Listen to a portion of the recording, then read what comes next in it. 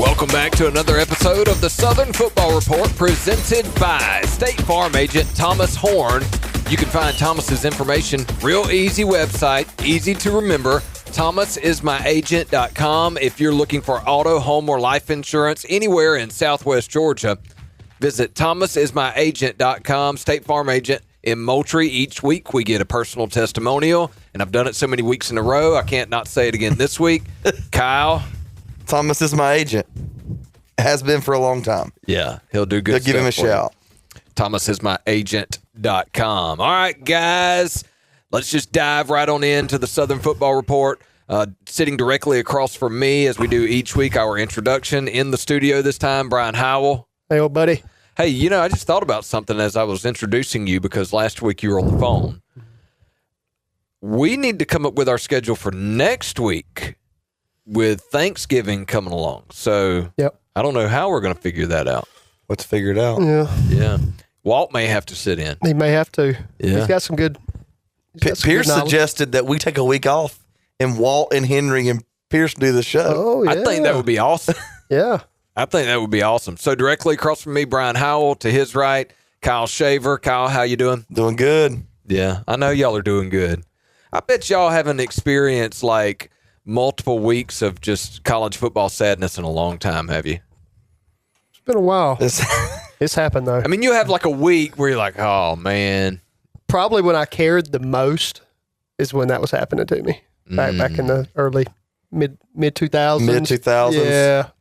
Yeah. Just like constant heartbreak. Yeah, when it was the most important to my friend group. Around that same time frame, I was the same way about Florida State. That was Bobby Bowden, the end of Bobby's tenure. And when Jimbo came along, I was like, well, I'll never feel that way again. Like, we've gotten past what was called the lost decade. Jimbo's here. We saw Jimbo do his thing, and you're like, man, those days are gone. The days of, like, sweating out a bowl or the days of losing to, Wake Forest or something, those days are gone, man. Well, that's what Georgia fans need to remember. Yes. We are in the golden age. Like, you're living squarely in the golden age. Yes. Yes. And you need to appreciate every bit of it. It'll never be this good again, more than likely. Like our kids, they don't have any concept. So like the first year that Pierce really understood was 2021. That gun Braves won the World Series. Oh yeah, he's done. And then the Dogs won the national championship. Then a couple years later, the local high school team wins the state championship. It's on his birthday, and Georgia wins. And I'm like, this guy has no concept of losing. It's like Bear Bryant. Yeah. I'm a winner because they've never been nothing but a winner. That's right. I didn't think college football was competitive in the 90s. I was a kid, and my favorite team was Florida State, and I thought every team won 50-6 every week. Yeah. And it didn't actually work that way. No. But, yeah, it'll come around. But you're right. Georgia fans need to remember, and it could be 20 years from now when they have to. Just appreciate what you had. Just appreciate what's going on right now. And you're going to have to appreciate years now at a time. Yeah. Because next year, it may not be that way. Yeah. You're not going to have a decade run, I don't think, anymore. No. Yeah. Especially not the kind we've seen from like Alabama or Yeah, somebody you'll like be. that. You can be like really good. Bama was the last. Bama was the last dynasty. You could be really good with blips to dominant, maybe. Bama was the last pure dynasty. Yeah. Kirby was on his way, and they messed him up with the portal. Yeah. That's true. Could be. All right, let's do a little review before we dive into the preview segment. We'll start with one that ended up being an upset, although Louisville had every chance in the world to win that one, missing two chip shot field goals at the end of that game. It's tough to win in the ACC, man. It is. On a Friday night. On a Friday night, good luck. Does the favorite ever win? Or they were the favorite, weren't they? Yeah. Who knows who's Louisville was the favorite. Yeah. Who knows? Because they were ranked, but like, who knows week to week in the ACC? So it's been upset city on Friday night. So the ACC is like the 2025 version of the 07 Big East. Remember the Big East? Everybody was beating like West Virginia, and like those. Like Louisville was one of those. Miami. Yeah, everybody was beating everybody any given week, and it was just like nuts. Yeah. Pat White, Pat McAfee, like that crowd. Rutgers was in there. Yeah, Greg Schiano. Yeah. Like it was pretty good conference actually. Yeah. It was. But I mean, it was very South Florida. It was very competitive. It was Jim Leavitt, I think, was the coach there. It was real competitive. It was real I mean, just any given week, somebody's getting beat. Yeah. Yeah, the ACC's weird this year. I think part of that is because there is no dominant team in the conference this year. There's no 2 or 3 really good teams. Like there's Miami, but even Miami has been subject to that this year and every year for the past, 25 years. But, I don't know. Clemson still playing hard for Dabo. That's right. He's righted the ship a little bit. 3 in a row now? Yeah, something like that. Yeah. I mean, I think it probably wearing camo this week. So I think that was because Florida State's coaches is that were wearing veterans? it too. It must have been some sort of thing? military appreciation. Yeah, Nike's thing. put a whole thing out, like a whole thing for every team. The NFL guys are doing it too. I know. Yeah. Veterans. Both month. sidelines were wearing it in the Florida State game. So as long as they don't do what Miami did and wear like camouflage uniforms, like olive green. No wonder Carson Beck was throwing it to the other team. Man, there's other reasons for that, I think. They were camouflaged. But Clemson with the win. Louisville with 2 chip shot field goals that they missed. One with like 3 minutes to go. One with like a minute and a half to go. Unbelievable. And it just is hard to win each week in the ACC. Moving on from that one. Speaking of hard to win, Texas A&M, just goes out and sets a record for an all-time comeback. Yeah, Shane Beamer looked like a fool after that game. Poor guy, and I like him. I like Shane Beamer, but man, that was a bad look. The halftime interview, the halftime going to the tunnel, pumping the crowd up, and then come out and lay an absolute egg. So was it adjustments? I mean, Elko said they didn't, but they had to. I mean, they scored 27 unanswered, and South Carolina didn't score a point. All they have to do is kick a field goal. Just a It reminded me of the choke at Doak. Yeah, that was 28 down. It was 30-0, right? It was 31-3. Okay. And Florida State scores 28 in the fourth quarter, and Bobby went for the tie. That's right. Which felt like a win. Yeah. But back then, a tie would like leave you in the. Yeah, back then a tie was possible, and it felt like a win that night. So I mean, your favorite quarterback of all time leading the comeback. It was the recipe for what I mean. That first half was the recipe for that, right? Turnovers. You had a defensive score. You had some kind of wacky stuff that happened that allowed them to get to 30-3. How you give up 30-3? I have no idea. Is it how Lenore Sellers played the way he did, and then like my man, he just no-showed. Well, you see it all the time in the NFL. It happens. Like, is it just you go into a shell and and you're just trying to run clock and like 3 and out? I don't know, man. I think if your team, let's just say you're a South Carolina fan and you're running away with a game through not fluke plays, but you're not executing down the field and dominating that team the way the scoreboard looks. You're getting a defensive score, or you're getting turnovers, or something like that. I've been in that situation before as an underdog. And you're like, man, I just hope we can hold on in the second half because you know you're not the better team, and you're about to take a punch. Right? They're going to punch back. The better team is going to start executing at some point. And sometimes all it takes is like one more turnover in the second half and you got it. Well, it was like Bama, Georgia last year. They almost gave that away, and then they got the one answer. All you got to have is one. And like how Carolina couldn't find one. Yeah. They started really pinning their ears back. You could tell the momentum. If they'd have been on the road, that game was done. Oh, 100%. Yeah, if you're but there, they got the momentum back. I don't know. It was great to see. That was awesome. Speaking of Alabama, Oklahoma and Alabama. Dude, if you looked at the stat line on that game, you're like, and you stop before turnovers, you're like, oh, they blasted them. And then doubled them up in yardage. There you go. 3 turnovers. You can't win like that. Yeah, Bama loses at home. Is that the first home loss there for DeBoer? Yeah. I think it is. Yeah, first home loss. Oh, wow. His losses last year were all on the road. Dang. Yeah, first home loss. Yeah.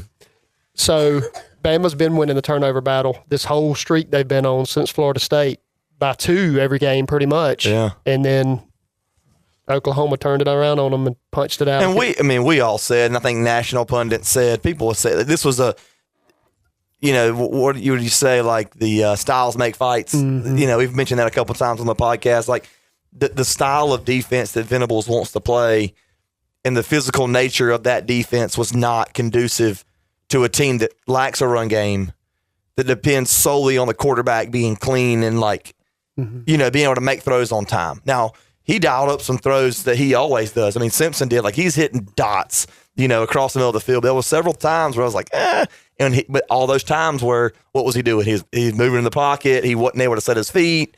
It wasn't clean. So on the 87-yard pick six, the linebacker is following a motion man. He stops following him right at the snap and blitzes right between center and guard. Well, Venables. Untouched. Yeah. It was a sick play call. Yeah. I mean, Venables is he's a defensive guru. Yeah. He wasn't going to get schemed up. Yeah. There was a couple of times the linebacker shot way out into the flat, and it was pretty awesome to watch him scheme that up. Was it Oklahoma that was really keying in on Auburn's offensive play calls that Lane Kiffin called that out? And he's a master sign stealer. Sign stealer. Mm-hmm. Yeah, man. He didn't deny it. Yeah. Well, there's nothing wrong with it. I mean, change your signs, hide your signs, whatever you got to do. That's on you. Yeah, as long as you don't use electronic devices. or scout them ahead of time. Yeah, Yeah. Well, I think you could even scout ahead of time. You just can't use electronic recording. You just can't recording. I mean, if you're willing to can't wear the meta glasses. If you're not willing to change your signs, or at least change your indicators or whatever. I mean, that's all. At some point, it's on you. Well, and the reason they don't do that that's probably highly complicated to get all the kids to remember. All right, now this week's different. Yeah, it's a risk. No, man. In high school baseball, shoot, I forget. One day the nose meant you were stealing, the next day it was the ear or whatever. No, and all these coaches, listen, especially in the same conference, they've all coached with the other, and they've all been to the same camps or whatever, the coaching clinics and all the things, and so the scheme these guys are going to run, and a lot of times you'll have coaches that used to be on staff with that dude. Yeah. And well, man, a little bit helps when you've got the green dot guys, right? The guys that can talk to the coach on both sides of the ball. Some of that helps, but to get the speed of the game, linemen are still getting signals, receivers are still getting signals. There's a lot of looking at your card on your belt or looking at your card on your arm. That still happens. Yeah. But I don't know. They can't run the ball. They just can't. I mean. And against a team like that, and they pin their ears back. Yeah. I like Venables, man. I too. I mean, I wish he wasn't a former Clemson defensive coordinator. I'd probably like him more. Skeletor. Yeah. But, I mean, he reminds me of Coach Nate. Oh, yeah. Just tall dude, big arm. They say he runs bleachers till he pukes. Oh, I bet. He's just a maniac. Just a monster. Yeah. Like Philip DePlantis. I bet he's like Red Bull all day. Oh, yeah. Yeah. His heart's going 200 beats a minute. Yeah. He's had a hoarse voice since he started coaching. So they got another big one this week, man. They're gonna be at another scrap. Who's that, Oklahoma? Yeah. They got Missouri. Yeah. Yeah.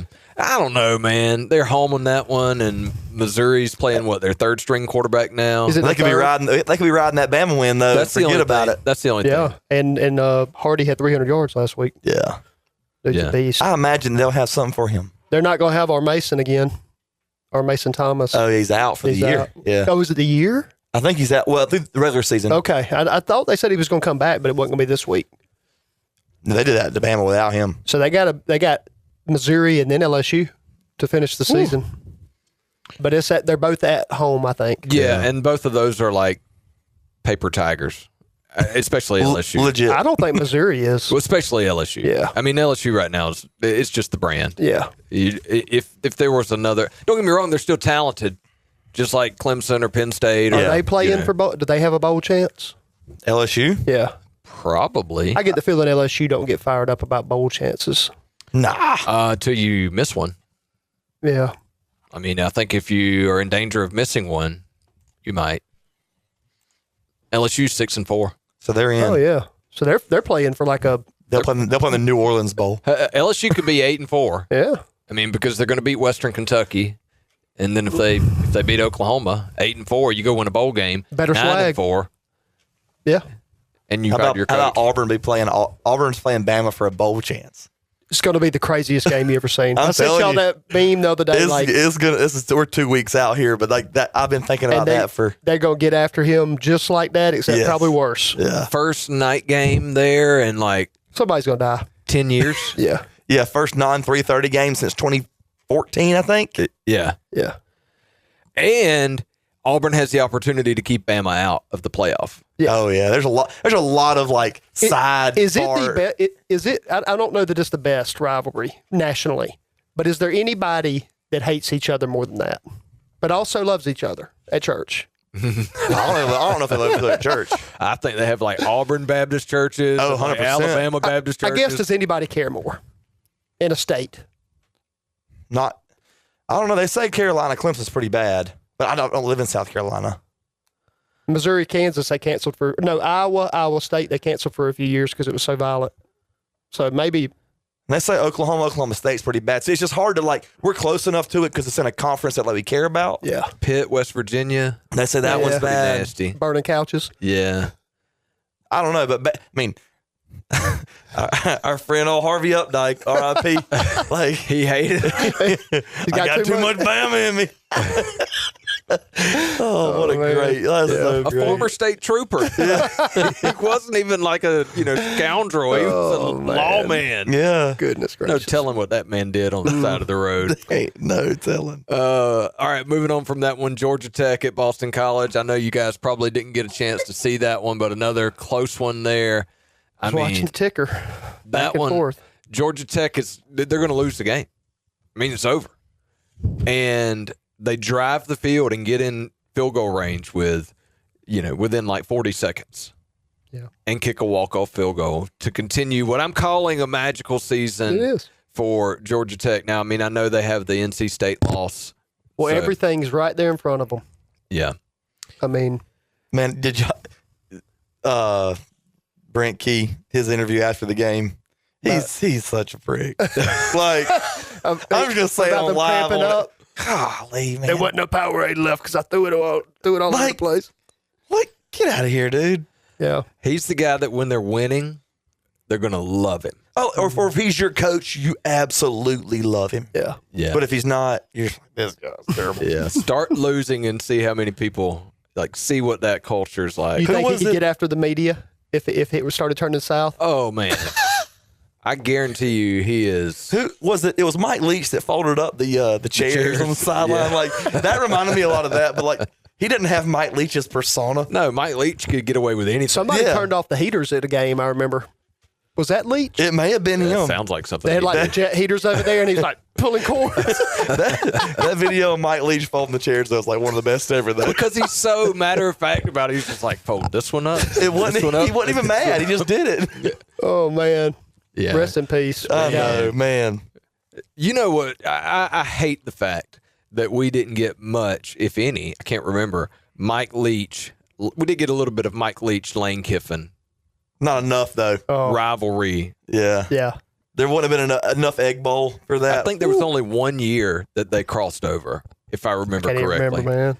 And you know, Yeah. that one was so sudden too. It happened in like December when he passed away. Yeah. And it was like before the bowl game or something. Yeah, because and- then Arnett had to be the coach for a little bit. Yeah. But back to Georgia Tech, Boston College.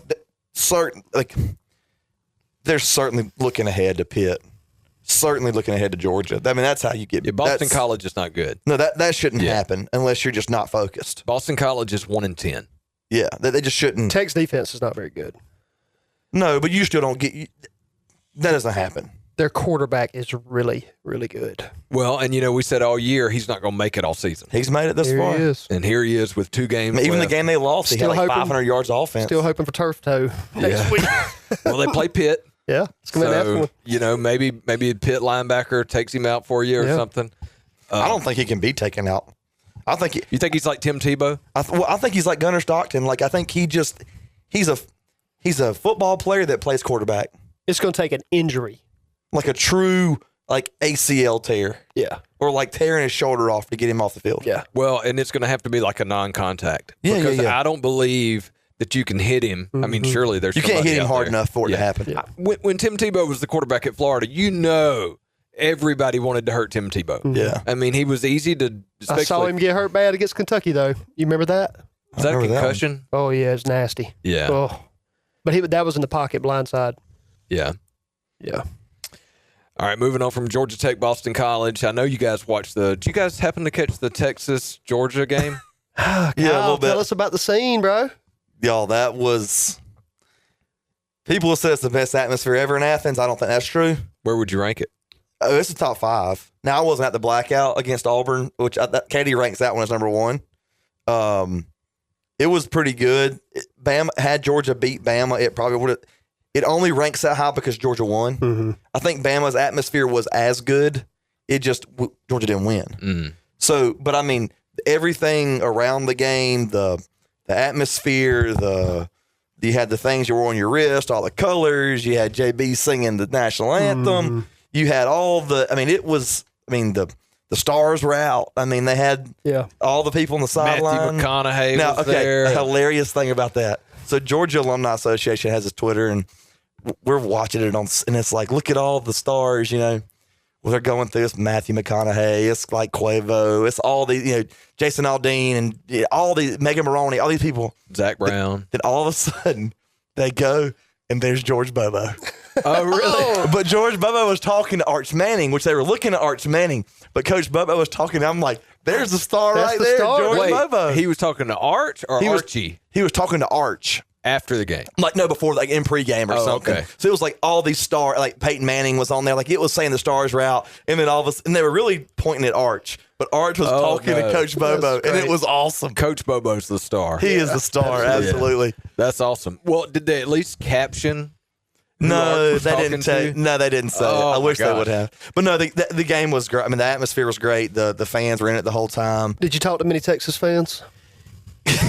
I've been reading the reviews online. I'm gonna give Katie a shout out. She said they think they own cowboy boots. Like you would, like they just kind of walked around real pretentious, like you know, like chest stuck out, like we're in this hick place. Like, it just is. They seemed real uppity. Now the ones that came, I mean, they probably are like they can probably do that. $7,500. Well, they said the airport filled up at like the private on airport. Friday. Yeah. That you couldn't even get into. They got extra zeros, bro. Yeah. Oh, yeah. It was like the Masters.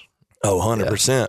I mean, it was, I don't know. It was just really cool. But I said I've never wanted to, like, as a grown man, never wanted to bark at somebody more than like I've read about this barking. past week. I've read about the barking. I wanted to bark at some Texas fans. But they have the reputation of being intolerable by all their rivals. Yeah. So now we're intolerable. Everybody hated them in the Big 12 because they were Texas and they got more money from the TV contract, and it was like, you're going to pay us more to stay here. And everybody. So I understand. I will say though, like there are parts of expansion that I think have been bad for the game, but Texas, Georgia as a regular season game. Yeah, it's big time. Yeah. I mean, it's just like, I know USC and Oregon have always played each other, but now that's a Big Ten game. Like, that's good for the Big Ten to have that game. Yeah. Yeah, and the atmosphere was great, but the game itself, I mean, I during the Bama game, I'm kind of measuring them against each other. During the Bama game, I never felt comfortable. Like I know Georgia trailed the whole time, but there was never that moment like, okay, we got a shot. Like the whole game, you're sitting in the stands and you're like, man, we're in control of this thing. Probably because offensively they didn't have the pulse Bama had. Yeah, but I mean, I don't know. Like, it was just a different vibe. I felt like our offense was clicking such that, like, because I was worried about their defense. Oh, yeah. I was worried like 14-10 might be the score. When that 5 straight 3 and out. Yeah, right in the middle. Yeah. I was like, all right, we let them hang around. Now something freaky's going to happen. It was, but I just never got the feeling, except for maybe a brief bit of time during that little section. 14-10. Then that's the onside kick, you know. And so, I don't know. I just never felt like it was like, I felt like Georgia's offense had such control of the game that it just, I don't know. Shout out to Gunner, bro. Man, football player. I'm just telling y'all. He's a football player. I watched Murray break his film down, and at the beginning of the season, it was like, all right, he can't layer. He's not, it's designed outside. Now it's like they're doing whatever they want to do. Well, and Mike Bobo is in his bag right now. Oh, man. Like, to use the kid's term. Like, I'm scared he's going to get a job. Like he is. I mean, the play that I looked at Katie and I was like, that was amazing. Yeah. Was the fake quarterback sweep to the right, Lawson Lucky's touchdown. And then Lucky's brother, man. Yeah, that was a cool story.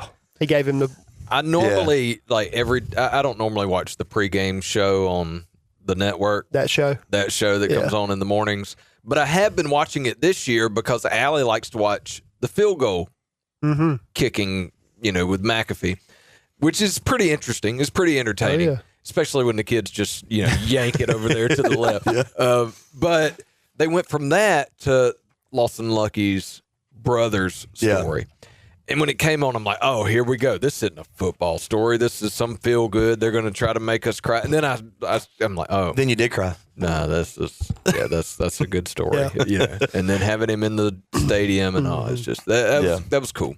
So, I had a thought. I can't come back. It was something about Gunner. About you kicking a field goal? No, it was about Gunner. Come back to me. By the way, have you ever tried to kick a field goal? Yeah, I used to do it a lot. We used to go play around in college, kicking field goals and chunking it around. Could you do it? 30, 35. Really? Yeah. So you think you could do it if you get called out on that show? What's their distance? I think it's 30 yards. Yeah, as long as nobody's trying to block it. I got low. It's a low riser. And it's a real, it's real upright. Yeah. Hey, listen, Mike. $500,000 on the belt. $500,000 on the. That would what get me buck fever right there. My claim to fame is I kicked one for the pregame or the hype video for College Game Day at FBC last year on the small field goal thing. That thing's tiny. And so they're like, "Do you think you could kick it?" And I was like, "I don't know." I kicked it and made it the first time. I was like, "All right, that's good. Let's don't try it again." This guy sitting over here beside us made it Saturday. Let's go. Yeah. Walt, that'd be a good way to get a scholarship, buddy.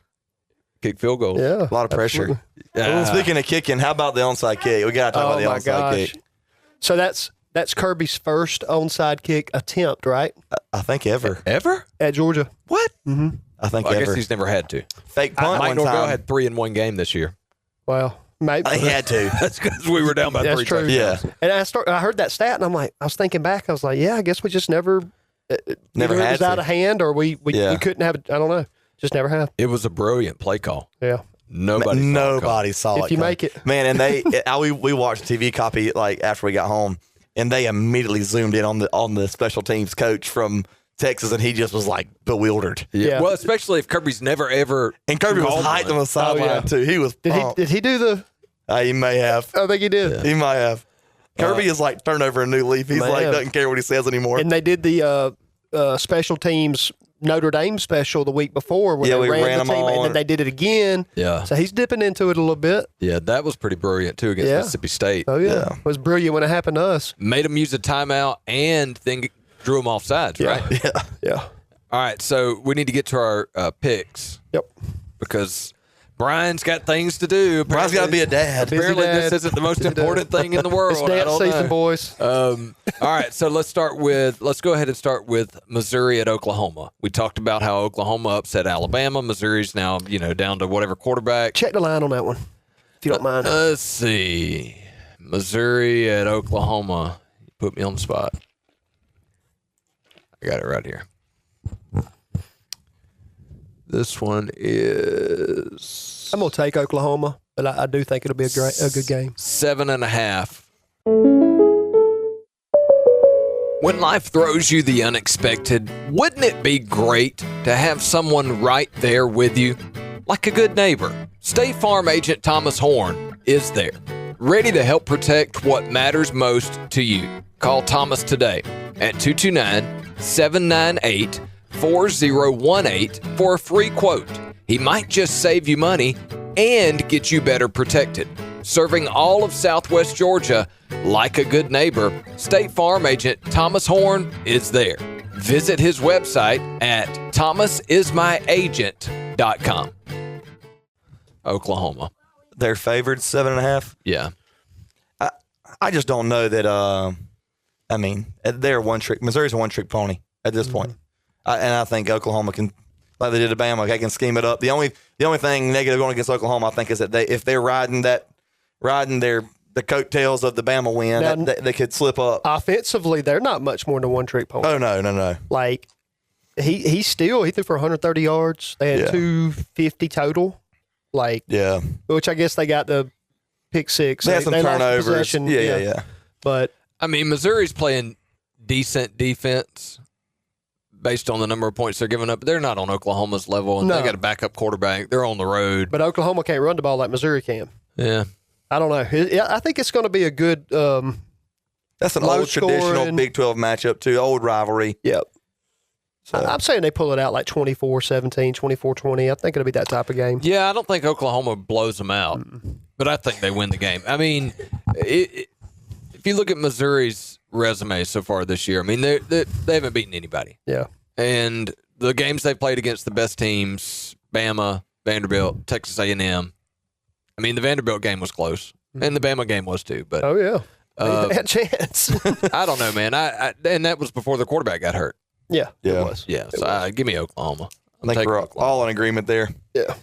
By the way, just to update the standings here for the listeners, Kyle is no longer eligible for the postseason prize.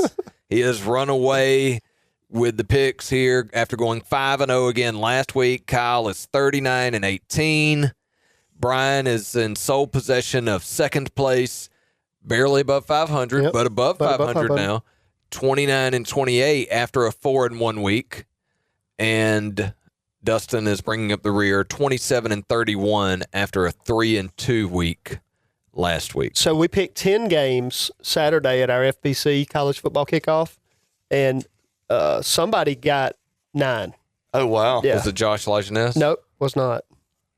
That's impressive. So last week, Kyle, you took Notre Dame.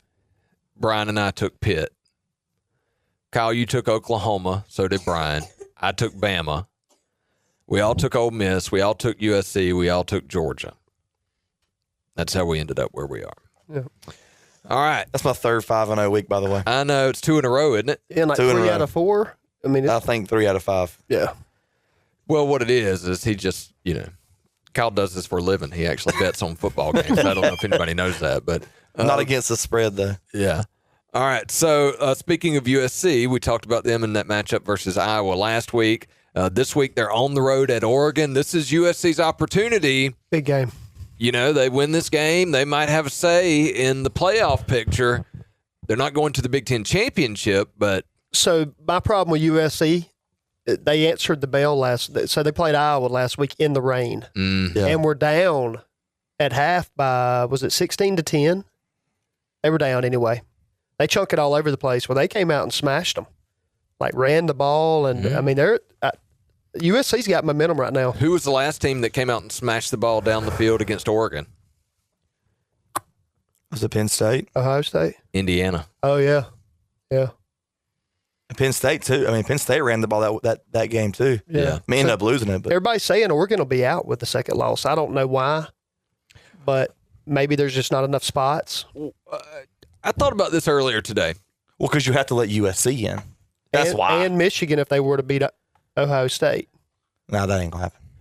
I don't care what you say. It ain't gonna happen. I think if you're not a conference champ, you need at least one marquee win to make it in, unless you're Notre Dame, apparently. Yeah. But they got the USC win.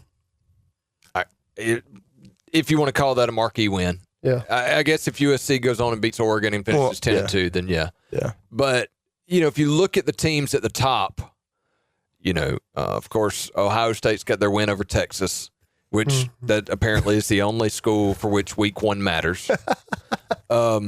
Indiana's got the win over Oregon, right? Yeah.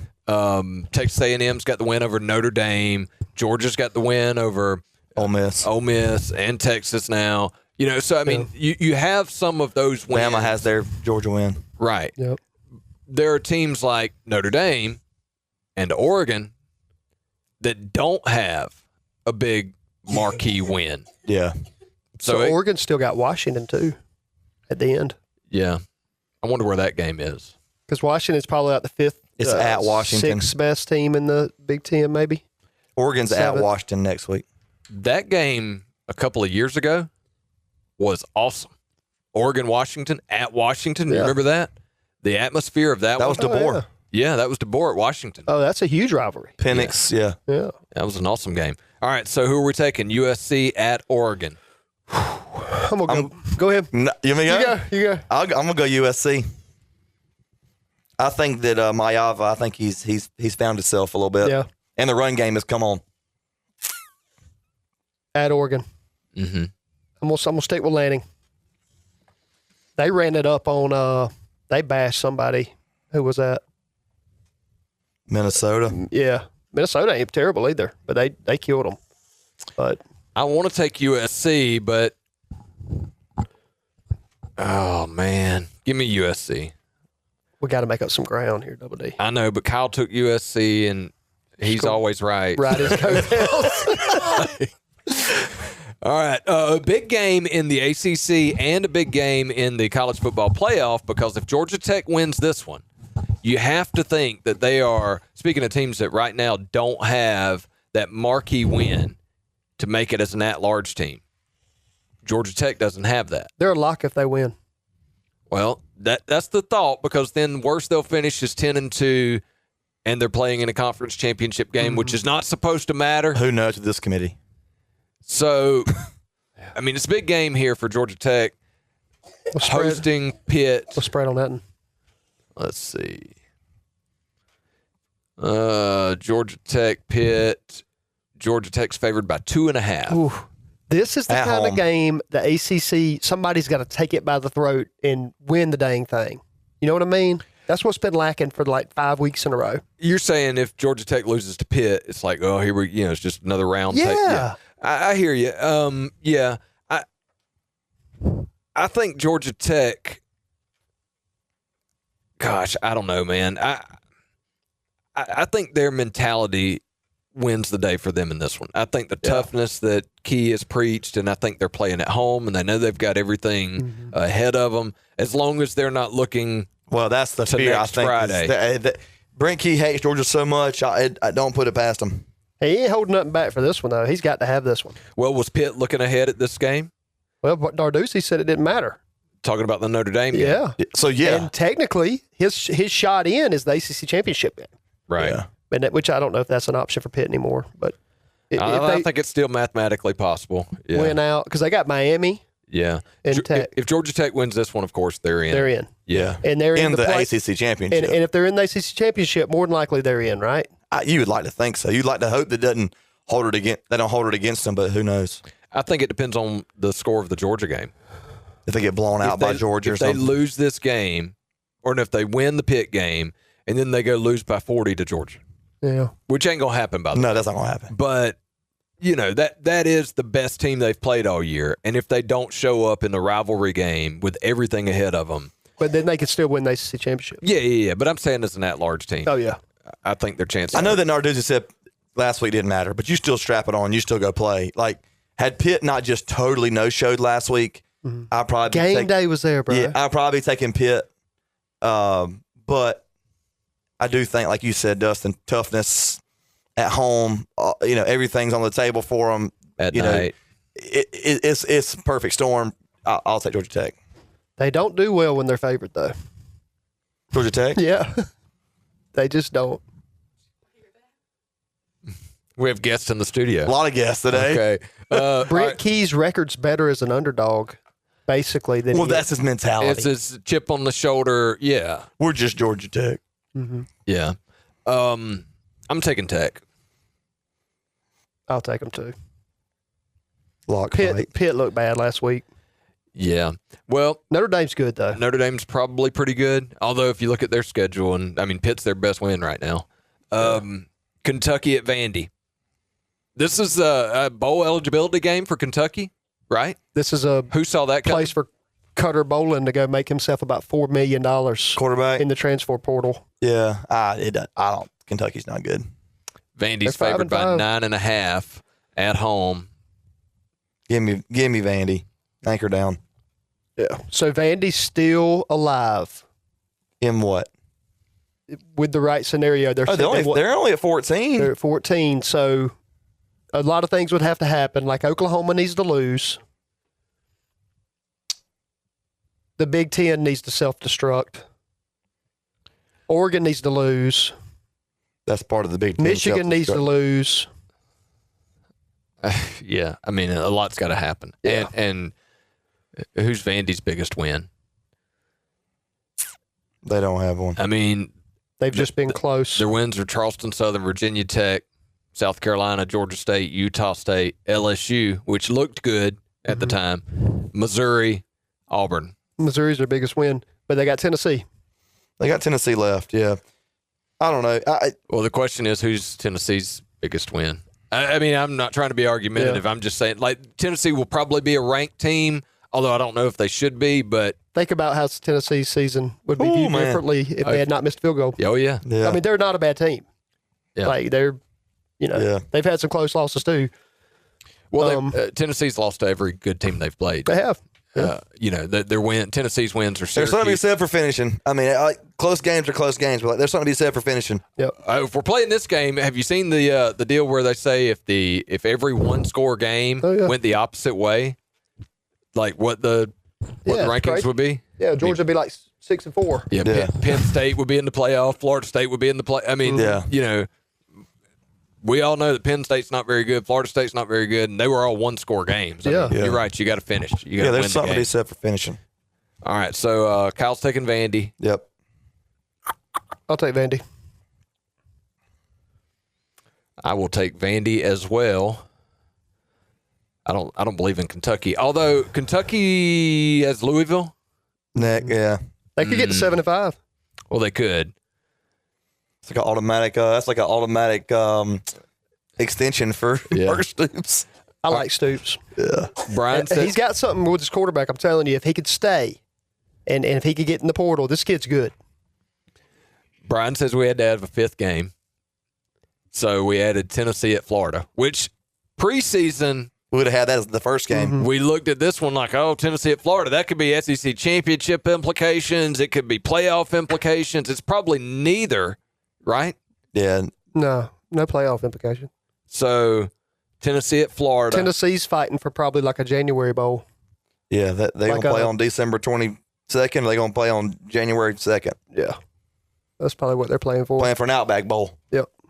Capital One. Whatever they call it. That used to be actually like, nobody cares anymore. No, they don't. Now we're going to the Outback Bowl. All right. That wasn't a bad season. Now nobody cares. Yep. Pop-Tart Bowl. Tennessee at Florida. Tennessee. Give me Florida. I'm going to mix it up. Give me Florida. Kyle, I am going 100% with you this week. And I didn't plan that, believe it or not. But guys, I'm going to have to check out. I'll see y'all. All right. See you, man. All right. I still got you, Kyle. Yeah, we're still here. All right. So we have now gone through our picks. We've done our review and our preview portion of the show. Let's talk a little coaching carousel. Let's talk about the Lane Kiffin saga. We've got the, family being private jetted down to Baton Rouge and then from there to Gainesville. We've got the rumors about the house being sold in Gainesville, the most expensive home in town, which I think was formerly Dan Mullen's house. The most expensive home in Gainesville? Yeah. $3.3 million. Which, by the way, seems low. I kind of figured it'd be one. It's Gainesville, though. We can agree that Gainesville's not a desirable place to live. That's true. Especially like maybe in the medical field or something. Ocala's nice. Yeah, horse country. Yeah. I'm of the camp. I don't think Lane Kiffin's going anywhere. I said this before the podcast. I don't think he's going anywhere. I think he's a master of social media. No matter what Lane does, he's making more money next year than he's making right now. Yes. Big raise. Huge. He's getting a raise to go somewhere. Or he's getting a raise to stay. One or the other. I just don't. I read a thing today or yesterday where, in any other scenario, right? In any other coaching scenario, last year he's playoff bound and has these terrible losses at the end. In any other place, there's hot seat talk. If he's at Florida, that gets you hot seat talk. If he's at LSU, that gets you hot seat talk. Nope. What does the Ole Miss fan base do? They infuse more money in NIL, and they have him right back where he was last year with the same opportunity to get into the playoff. If I'm Lane Kiffin, and I'm not, if I'm him, that has to be a desirable place to be.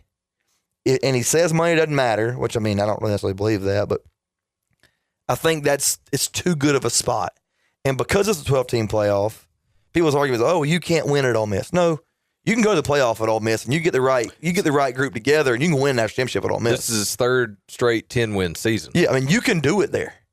With the right investment, the right group of people that you put in on the field, it can happen. So I'm because of all those reasons, and because of I'm giving a lot of weight to his E60 Like, I do think that his family likes it there. I think his family's comfortable. I think Lane is a different person than he was 10 years ago.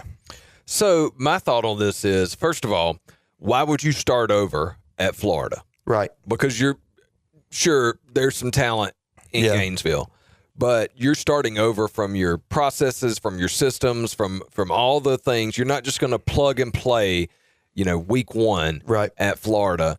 There will take a little bit of time. And like you said, how patient are the Gator fans going to be? Right.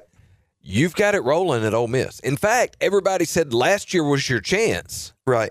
He built that team to beat Georgia. Did it. Which they did. Yeah. But then fell off at the end. Turns around this year, makes a quarterback change. Right. And does it again. Here we are now with one game left against your rival who you're probably going to smack. Right. You're sitting at, 10-1 currently? Yeah. 11-1 most likely? A shoe into the playoff. A shoe in. You're in. You're actually, in my opinion, you're in a better position than those teams that are trying to get into the. I mean, they still have a shot at the SEC championship too, but like, you're sitting in a great spot. Lane would probably come out and say, "We don't want to play in the SEC." 100%, he would say. If anybody's going to say it, he'll say it. Right. I just don't think he's going anywhere. I don't think that, like you said, you don't want to start over at Florida. You don't want to go back to have to build from 5-7 to 8-4. To then get to a 10-win season and try to string them all together. Right. You could do it at Florida, but why start over? And then the dysfunction amongst the university and the state government in Louisiana, you want to go dip your toe in that water? Like, I don't know. Maybe the family flew down there and meet Whit Weeks. I don't know. The girls dating Whit Weeks or whatever. So also, if Lane does leave, I don't think Ole Miss can replace him. Like, I know they could get another coach. They can't get that. They can't get – I think this is as good as Ole Miss can hope for. Yeah. Is where they are right now. And they'll try to replicate it, and it will fail and fail and fail. Right. They'll never – yeah. I think you're right. Which to them, throw all the money on the table. Make it where he can't leave. Unless there's dysfunction that we don't know about in the background. And you don't sense that. Dysfunction, you don't sense it. I don't think so. What could lead to dysfunction is all this rumor mill and like, is he leaving? Is he not leaving? This ultimatum situation that he says didn't happen, but did it really happen? And like, is that just Jimmy Sexton throwing out stuff to like get these best and final offers? Like that in and of itself could lead to some dysfunction, I think. But I mean, if Lane's being honest to the administration, then I don't. Let's say the ultimatum is real, and let's say that the distraction causes them to lose to Mississippi State. Then it becomes a problem. Let's say Lane takes the LSU or Florida job the next week. Does the committee take that into account? I think you have to. At that point, they're a 2-loss team. They're 10-2. They had a bad loss at the end. Now they're without their coach. Yeah. Interim coach. I mean, it at least cost them a home playoff game. Yeah, you're at least like 11 or something. Right? So does Ole Miss really want to do that? Yeah. And do they have a choice? Right. So back to him being a master manipulator and like master of communication.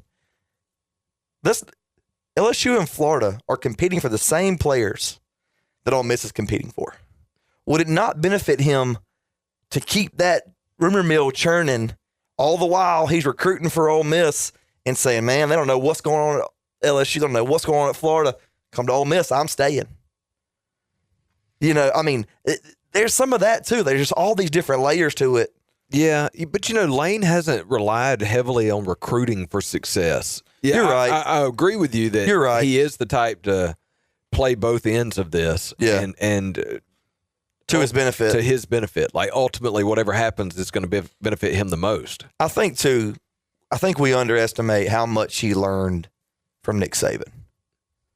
And like when you hear Miss Terry talk about Lane Kiffin in the same breath, she talks about Kirby. Mm-hmm. She calls them their baby coaches. Baby coaches.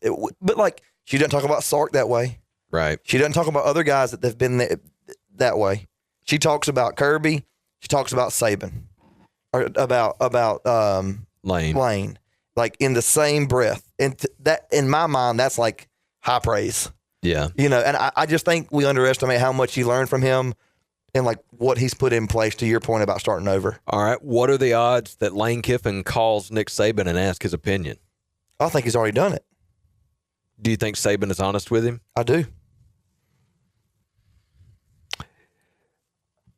I think if... I don't think Saban's in the run. People want to say he's in the running at Baton Rouge. He's not. No. I think if I'm Lane Kiffin, I'm relying on the advice from Nick Saban, but only because he was at LSU. Yeah. Like if Saban had only ever been in Alabama, I don't think I would trust his advice about LSU as much. But he knows at least what it was like 20 years ago. Right. The power brokers are probably still the same people. Yeah. Same groups of people. Be interesting to see what happens with that. That shoe has to, one of those two shoes have to drop. Florida, I mean, you got James Franklin going to Virginia Tech. That's not good. That's not a needle mover. Which to me, why did he take that job? Why take it now? If you're going to take it, why take it now? But LSU or Florida has to happen, and then everything else happens. And if it's not Lane, I don't know who it's probably not a splash for either school. It'll be viewed by both fan base. Somebody's not getting him. Whether if he leaves Ole Miss, somebody's not getting him. There's two schools that are going to be very disappointed. One of them's going to be One of them's going to be Ole Miss, Florida, or LSU. Yes. Two of those three are going to be very disappointed because if he leaves Ole Miss, who's Ole Miss going to get? Right. If he goes to LSU, who's Florida going to get? And it sounds like if the next move for all these places, and then you throw Auburn in this too, is Summerall from Tulane. Mm-hmm. I mean, that's the next guy. And like, are you putting Lane Kiffin and the Summerall guy in the same breath? No, you can't. No.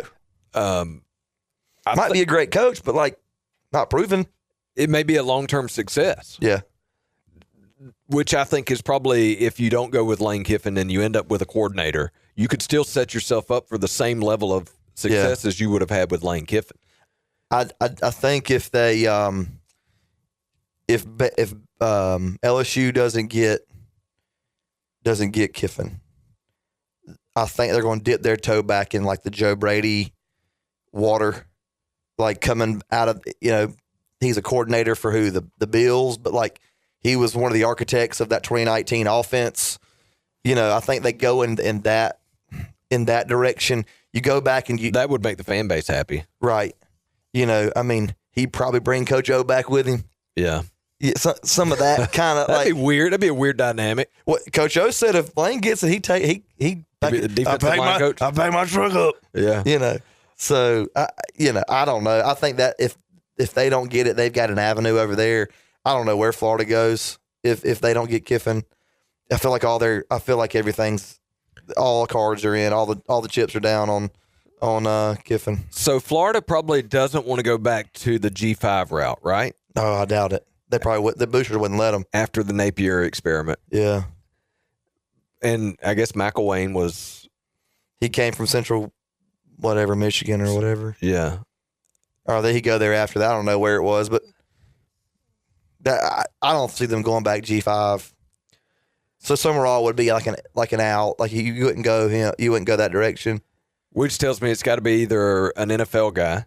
Yeah. Which is always a possibility that nobody sees coming, besides like Joe Brady. One that I see at Florida, I know he just signed a contract, but I could see Matt Rule doing really good at Florida. And like, I know he just signed an extension, but like he left other places. Like he left Baylor with an extension. Yeah, after a 13-1 season. Right. I mean, he signed an extension, then he leaves 6 weeks later. So like, I could see Florida going to get a Matt Rule. Is it possible that Eli Drinkwitz is still an option? I'm not drinking that Kool-Aid. I mean, if Florida could get him, they'd probably take him. Probably. I mean, that'd be you're taking him from consolation prize. Taking him from a conference rival. Yeah. He's had success. He wears the visor. That might be like a prerequisite. Right. I'm still of the opinion that the best next head coach out there is a coordinator. And I don't know who that is. I don't know if that's, Glenn Schumann or if it's Mike Bobo, I don't think Mike Bobo is going to go take the Florida job. But you see what I'm saying? Like somebody that has learned the systems from the most successful. I mean, that's what happened with Lane and Kirby. And we've talked about this before. Yeah. Dan Lanning, those guys that learn the systems from the most successful and then take that system, put their spin on it, and go elsewhere and do it. It's just not a market you want to be in right now, I think, for a head coach. Which is why Florida State fans are probably okay. torn. Yeah, they're probably okay. Like, let's see what happens next year. Yeah, they're like, we'll probably end up firing him next year, but maybe next year there'll be better options, and it costs a little less to fire him. That's another one that could still. I mean, Florida State could be 7-5. They could be 5-7. Well, I'll say, what if Florida State falls on their face against Florida? Like, then is that door back open for him to be fired again? I don't know. I think it's certainly so. From the Florida State perspective, if you beat Florida and you're 7-5, and potentially go to a bowl game and win that one, and you're talking about a potential 8-win season. Yeah. After a 2-win season last year, that's a 6-win improvement, and you beat Alabama and Florida in that year. Yeah. From the outside looking in, you think, well, Florida State, you should probably accept that, right, and let him build on it. But I don't know, man. I think when Franklin took the Virginia Tech job, that was unless there's some sort of Jimbo Fisher, reunion possible in Tallahassee, I think Franklin was probably the safest pick that Florida State could land. Like, Florida State was not going to be in the Lane Kiffin sweepstakes. Right. Because I don't think Kiffin would leave the SEC. Yeah. So I guess maybe unless Florida State offered him, $15 million a year or something. Another one you got to look at potentially is Lincoln Riley at Florida. Could they throw enough money at him to get him to leave USC? Right. I mean, I don't know. It's the teams that either Ole Miss, LSU, or Florida. Somebody's getting real creative and probably spending way too much money to get their next coach if they don't get Lane Kiffin. Right. Yeah, the way too much money thing is a whole nother conversation. It's a whole different podcast. Yeah. I'm at the point now where I don't even know. It used to be that you needed to pay that, Kirby Smart or whoever the $12 million contract because he was going to get the dudes to town. Yeah. And he still does that. Like, Kirby saves Georgia money on the recruiting trail. Yeah. Because Georgia doesn't have to pay those guys, not to say that they couldn't. Right. But they want to play for Kirby. They're getting a Kirby discount. Right. Like Bama was getting a Saban discount. Yes. Schools like, Florida State, for example, they might have a Texas recruiting Tech class. has to pay those players that because you're not coming to Texas Tech otherwise. Exactly. Yes, you get the Kirby Smart discount. And you still have guys that are like committed to Texas Tech. There's just really high profile defensive lineman or defensive end in Georgia that like he's going to Texas Tech. He's committed there, but all the talk is like his heart is in Georgia. His heart wants to stay home, but he has to take the money they're giving him. Yeah. So even to have Georgia in the conversation tells you that like you're getting there's a lot of value in just Kirby. Yeah. I don't know. It know. happened with Saban too. Yes. It started with him. It was called the Nick Saban discount for a long time. Yeah. Real quick, the James Franklin to Virginia Tech thing just seems weird. It's weird. It doesn't seem like it fits. No, it'll end quickly. You think so? I think he'll have a couple years of success, marginal success, and move on to another job. Did you see his introduction where they walked him into the basketball arena to enter Sandman? Oh, no, I hadn't seen that. And there's nobody there? Oh, really? The arena's empty. There's the band and the cheerleaders and the administration. Was it during a basketball game? No. This was just like... Oh, just like a thing. Yeah, like welcome to campus, coach. Oh, okay. He gets off the plane. I saw him get off the plane with his wife. And with like the pea coat. Yeah, that was weird. It wasn't even that cold. Why are you wearing that? Yeah. I don't know. But yeah, I mean, it just seemed manufactured. Yeah. Is what I'm saying. Like, they're trying to pump up Virginia Tech. Yeah. Enter Sandman tradition. Well, they had the video I saw had where he was quoted on game day as saying, well, we thought we were going to win there, but I guess we just win it somewhere else. Yeah. We'll see if you can do it at Virginia Tech. Yeah, that's the Penn State, Virginia Tech, very different. Yeah. That's been another episode of the Southern Football Report presented by State Farm agent Thomas Horn. ThomasIsMyAgent.com. As always, you can listen to this on your favorite podcast app, download it, and take it with you. We're also on YouTube and, of course, on Saturday mornings on the Flint Media family of radio stations. Thanks for listening. We'll talk to you next week.